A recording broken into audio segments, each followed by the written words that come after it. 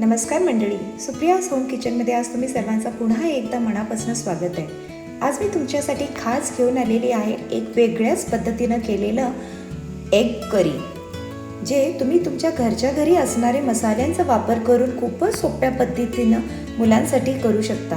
आणि मी सांगते की मुलांना ही रेसिपी नक्कीच आवडणार आहे, तर व्हिडिओला मध्ये अजिबात स्किप करू नका। तर चला रेसिपीला सुरुवात करूया। इथं मी तडका पॅन घेतलेला आहे, त्याच्यामध्ये आपण थोडंसं तेल घालूया। आता तेल गरम झालं की आपल्याला त्याच्यामध्ये एक अंडा फोडायचं आहे। केलेल्या या ऑमलेटमध्ये चव येण्यासाठी इथं मी थोडंसं हळद घालत आहे, चवीनुसार थोडंसं तिखट, थोडंसं मीठ आपण इथं घालून ह्याला छानपैकी चमच्याच्या मदतीनं चारी बाजूनं आपण ह्याला हलवून घेऊया आणि परतूया। इथं तुम्ही बघू शकता की आपलं छोटंसं ऑमलेट इथं तयार झालेलं आहे। अशाच पद्धतीनं आपल्याला हे ऑमलेट भाजून काढायचं आहे। मी इथं जवळपास 9 ते 10 ऑमलेट अशाच प्रकारे छोटे छोटे तयार केलेले आहेत।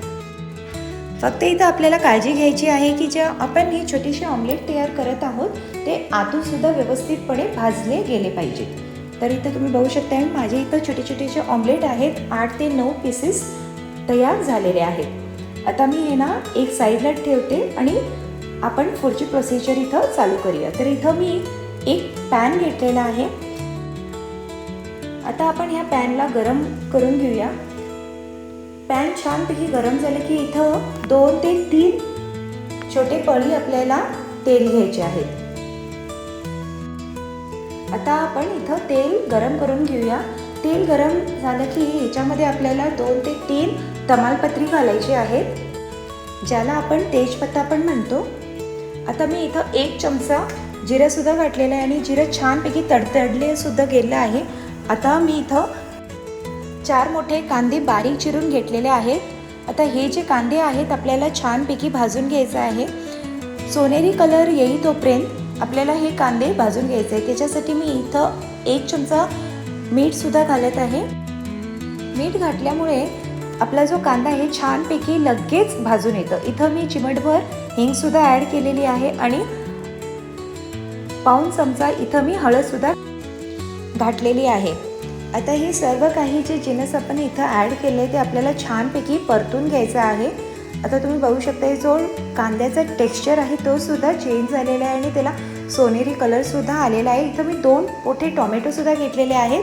हे कांदा भाजी तोपर्यंत आपल्याला हे जे टोमॅटो हे छानपैकी धुवून बारीक चिरून मिक्सरला ग्राइंड करून घ्यायचे आणि त्याची प्युरी तयार करायची आहे।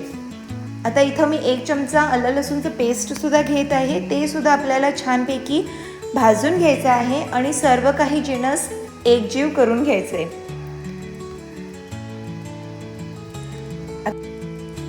आता तुम्ही इथं बघू शकताय की कांद्यातलं तेल सुद्धा सेपरेट झालेलं आहे आणि छानपैकी आपला जो कांदा आहे तो भाजून आलेला आहे। आता इथं मी बारीक चिरलेली थोडीशी कोथिंबीर सुद्धा ॲड करत आहे, ज्याच्यामुळे ह्याचा फ्लेवर आणि खिळून येतो। आता हे सर्व काही जिन्नस आपल्याला छानपैकी परतून घ्यायचं आहे आणि जी टोमॅटोची प्युरी आपण तयार केली ती सुद्धा आपल्याला इथं ॲड करायची आहे। आता आपल्याला परत एकदा व्यवस्थितपणे हे सर्व काही परतून घ्यायचं आहे आणि आता आपण इथं मसाले ॲड करूया। इथं मी 1 चमचा जिरेपूड घेतलेला आहे, 1 चमचा धनेपूड घेतलेला आहे आणि 2 चमचे इथं मी एक करी मसाला सुद्धा एव्हरेस्टचा घेतलेला आहे। जर तुमच्याकडे हे मसाला नसेल तर तुम्ही इथं गरम मसाला सुद्धा ॲड करू शकता, हे ऑप्शनल आहे। चवीनुसार आपल्याला तिखट सुद्धा इथं ॲड करायचं आहे। जर तुम्हाला ही अंडा करी झणझणीत हवी असेल तर तुम्ही इथं आणि थोडंसं तिखट ॲड करू शकताय। आता हे सर्व काही आपल्याला छानपैकी परतून घ्यायचं आहे। आता तुम्ही इथं बघू शकताय की हे जे मसाला आपली ग्रेव्ही इथं तयार झालेली आहे आणि याला छानपैकी तेल सुद्धा सुटलेलं आहे। आता याला छानपैकी आपण कंटिन्युअसली परतून घेऊया। मी आता एक साईडला पाणी सुद्धा उकळत ठेवलं आहे। आता आपल्याला हे छानपैकी परतून घ्यायचं आहे आणि त्याच्यामध्ये आपण इथं 25 मिली पाणी इथं वापरणार आहोत. पाण्याची क्वांटिटी तुम्ही तुमच्या गरजेनुसार वाढवू शकताय. जर तुम्हाला ग्रेव्ही जास्त हवी असेल तर तुम्ही पाणी इथं थोडंसं वाढवू शकताय.